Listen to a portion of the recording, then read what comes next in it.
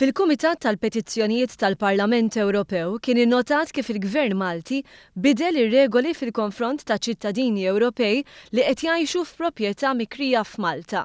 Dan brabta mal-mod kif jinħarġu l-kontijiet tal-enerġija. Din kienet kwistjoni li għal snin twal poġġiet lil Malta fiċ-ċentru ta' kontroversja mal-Kummissjoni Ewropea u dwar il-mod kif tranġaw l-affarijiet bil-bidla fil-Gvern, fil-Parlament Ewropew tkellem ir-rappreżentant tal-Kummissjoni Ewropea. In contact with the Maltese authorities that started back in 2011.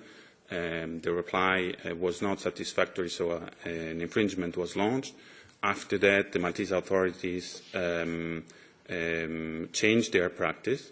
Nowadays, EU citizens are entitled to submit an application with arms limited by simply submitting the application form together with a national ID card and a passport.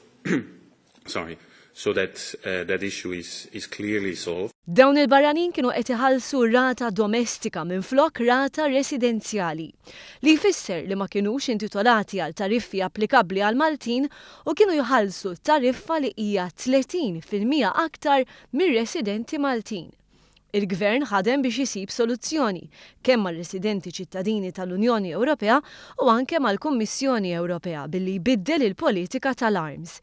Issa ir-residenti barranin jistgħu jippreżentaw karta tal-identità jew passaport bħala dokumentazzjoni u se jħallsu rata residenzjali.